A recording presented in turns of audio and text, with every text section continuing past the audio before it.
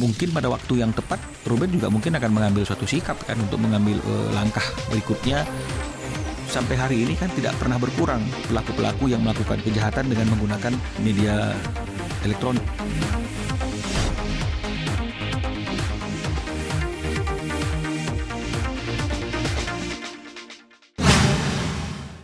Ya, jadi ini terkait dengan masalah stand up comedy ya. Jadi memang kemarin itu pagi-pagi Ruben sudah mengirimkan video ke saya itu yang isinya adalah adanya suatu stand up comedy lawakan yang dilakukan oleh seseorang yang materinya kebetulan yang dijadikan materi itu lawakan itu adalah keluarganya Ruben ya, Onsu ya. Nah, jadi kalau saya melihat dari isi lawakan itu ini sebenarnya sudah nggak pantas ya, karena ini kan negara Indonesia ini kan negara timur, budaya timur yang masih tabu kalau kita menjadikan orang itu sebagai objek lawakan kita, apalagi ini keluarga ya. Nah, jadi di sini saya melihat bahwa unsur pencemarannya itu ada ya berdasarkan Undang-Undang Informasi Transaksi Elektronik. Unsur yang berkaitan dengan masalah kesusilaannya juga masuk ya, karena kan di situ kan juga ada hal-hal yang berkaitan dengan masalah ciuman kan begitu ya.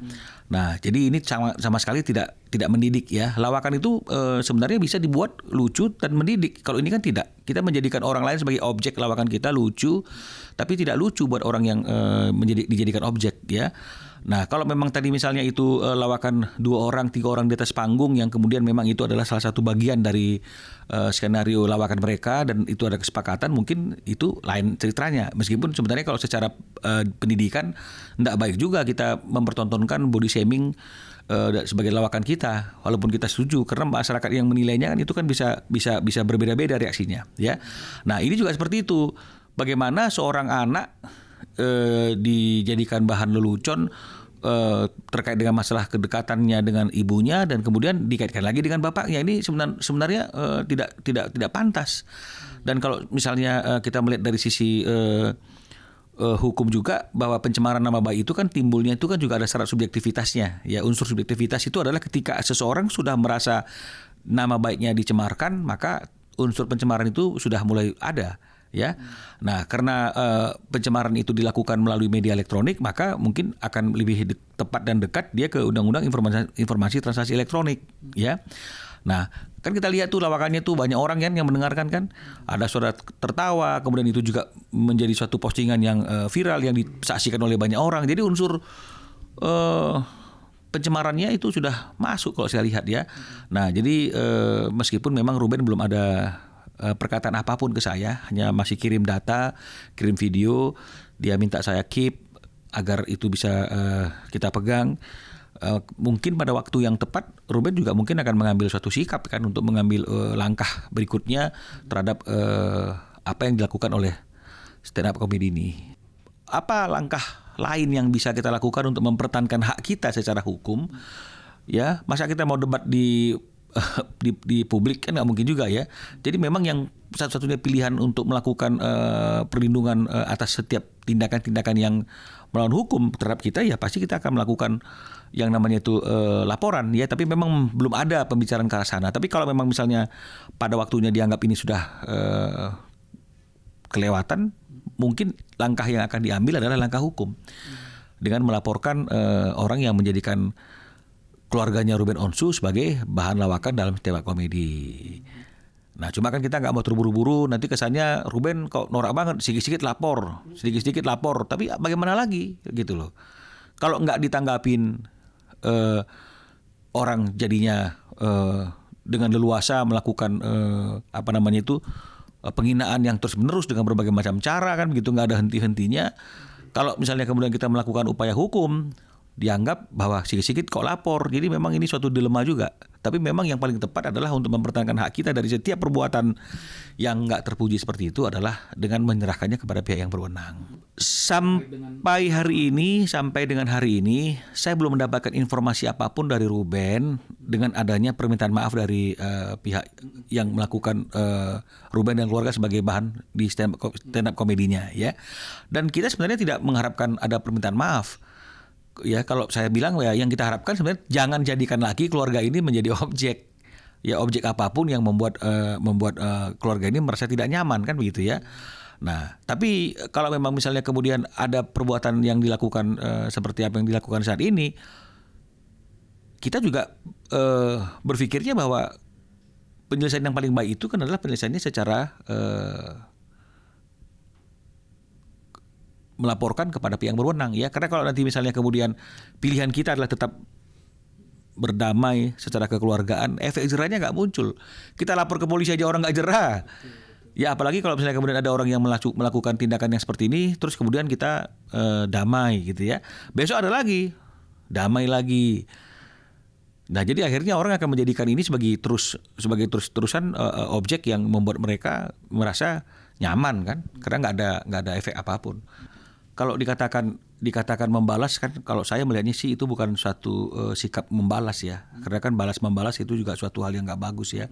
Tapi paling tidak sebelum langkah-langkah lebih jauh diambil oleh Ruben seperti yang tadi saya katakan, karena kalau sikit-sikit lapor juga itu juga masyarakat juga melihatnya wah ini norak nih kan begitu ya, seperti yang tadi saya katakan ya. Jadi untuk tidak membiarkan adanya hinaan-hinaan yang dilakukan oleh seseorang dalam tayangan stand up comedy tersebut, mungkin memang salah satu cara yang paling efisien dan paling mudah untuk mengcounternya terlebih dahulu, yaitu dengan membuat tayangan tadi itu ya, membuat postingan tadi itu. Jadi sebenarnya itu hanya untuk seperti kalau dalam pemberitaan seperti hak jawab lah.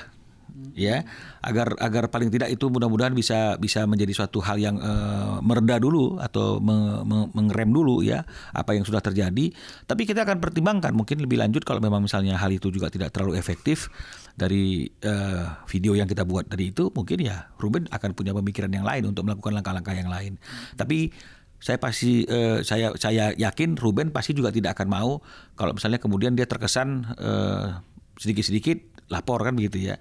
Nah, tapi kalau memang misalnya nggak bisa dihindari ya mau tidak mau, dan itu bukan karena pilihan Ruben suka sedikit-sedikit lapor, tapi memang ini karena tekanan yang diberikan oleh pihak-pihak yang suka menjadikan keluarganya sebagai bahan penghinaan.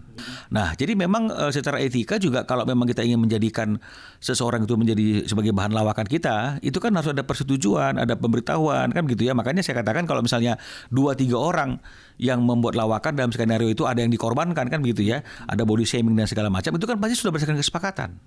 Nah, ini juga seperti itu. Kalau memang misalnya kemudian kita ingin menjadikan materi yang kita dapat mungkin di media sudah banyak berita-berita terkait dengan masalah keluarga ini, tapi kalau misalnya kita ingin jadikan itu sebagai objek lawakan kita sebut nama lagi kan begitu ya.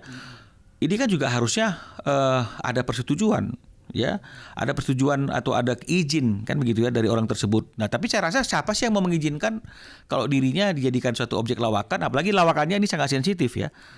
Kalau lawakannya mungkin hal-hal yang lain, mungkin masih kita lihat apa namanya itu ya, ini mungkin tidak terlalu kan. Tapi kalau misalnya lawakan yang berkaitan dengan masalah ciuman ya kan begitu ya, ini kan sangat tabu ya.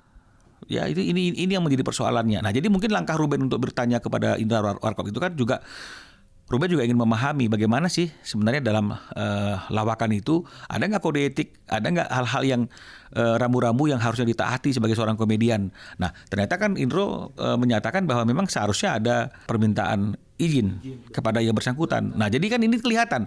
Jadi secara hukum pun juga ini sebenarnya sudah terlalu menyimpang, melanggar hukum. Tapi dari segi lawakan juga ya, atau misalnya itu dari segi kode etik dalam berkomedi juga, ternyata kan Indro juga berpendapat bahwa seharusnya kan begitu ya.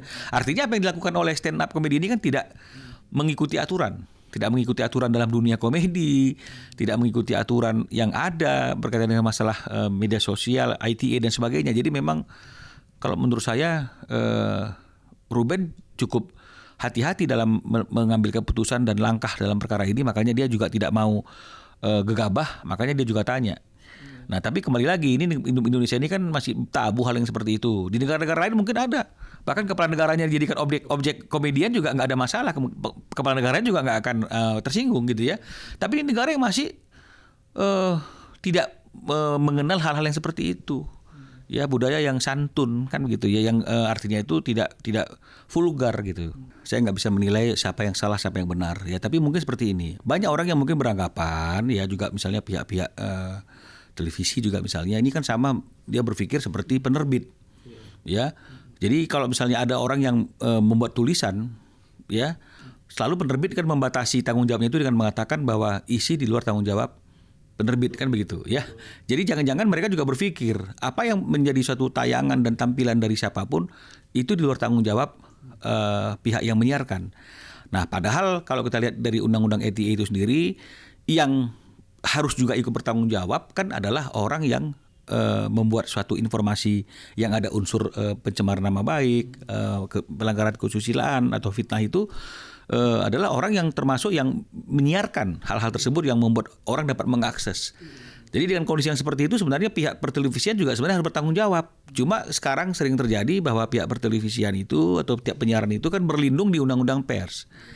Nah, jadi ini yang mungkin masih harus dibenahi sehingga pihak pihak yang menyiarkan suatu informasi itu juga sudah mulai harus ada sensornya, ada saringannya, kan begitu. Karena kalau selama ini kan mereka merasa nyaman-nyaman saja karena paling-paling dapat teguran dari Komisi Penyiaran.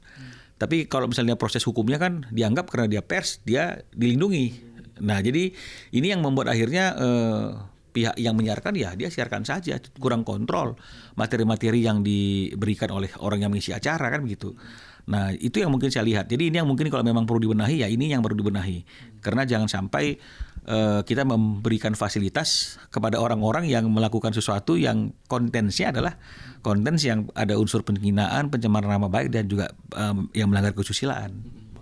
Jadi kalau kita lihat dari Undang-Undang Informasi Transaksi Elektronik itu kan ada pasal 27 ya, ayat 1, 2 dan 3 itu mengatur tentang penghinaan, ada penghinaannya, ada pencemaran nama baik, ada fitnah dan juga kesusilaan. Ancamannya itu mungkin dia dijungtokan ada pasal 45, ada yang lain-lainnya ya. Ancamannya itu kan dari mulai 4 tahun sampai setinggi-tingginya mungkin kalau tidak salah ada yang 12 tahun. Jadi sebenarnya ancamannya cukup ya, tergantung dengan kualifikasi dari pelanggarannya dia itu di ayat berapanya, kan begitu ya, dan dijungtokan kemananya. Nah, kalau bicara masalah efek jerah sih seharusnya hukuman itu memang memberi tujuannya kan salah satu kan memberikan efek jerah kepada yang melakukan agar tidak melakukan lagi ketika dia mendapatkan sanksi, dan juga orang-orang lain yang belum melakukan agar tidak melakukan hal yang seperti itu kalau tidak ingin mengalami seperti yang dialami oleh orang yang sudah mendapatkan hukuman, kan begitu ya. Idealnya seperti itu. Tapi faktanya kan kita melihat bahwa sampai hari ini kan tidak pernah berkurang pelaku-pelaku yang melakukan kejahatan dengan menggunakan media elektronik, ya, sehingga banyak sekali kasus-kasus yang dilaporkan di pihak kepolisian yang melanggar Undang-Undang Informasi Transaksi Elektronik. Nah, jadi dengan kondisi yang seperti itu susah kita untuk mengatakan apakah sudah efektif, apakah efek jerah yang diberikan oleh undang-undang itu sudah mengenai sasaran atau belum. Tapi faktanya orang makin terus berbuat hal-hal yang melanggar hukum dengan menggunakan media-media elektronik tersebut. Nah, jadi ini yang menjadi suatu hal yang juga menjadi PR kita bersama, bagaimana caranya supaya yang sering saya katakan dan berulang-ulang saya katakan agar kemajuan teknologi itu jangan kita gunakan untuk kejahatan atau untuk melakukan hal-hal yang tidak baik, tapi gunakanlah kemajuan teknologi itu sebagai suatu kemajuan yang memberikan bermanfaat kepada kita. Kalau bicara masalah tadi misalnya itu solusi atau pemikiran yang terbaik ya dari Ruben, ya saya nggak paham juga apa yang menjadi pemikiran Ruben, tapi paling tidak saya bisa menduga bahwa stoplah hal-hal yang seperti ini, kan begitu ya. Lebih bagus kita melakukan hal-hal yang bermanfaat ya, yang membawa hal yang positif, yang memberikan keuntungan atau nilai bagi siapapun, nilai bagi yang membuatnya, membuat kontennya, dan juga nilai bagi orang yang dijadikan objek atau subjek dalam konten tersebut. Ini kan lebih bermanfaat kan daripada misalnya kemudian kita melakukannya itu dengan hal-hal yang seperti sekarang ini dan kemudian kita masuk ke ranah hukum.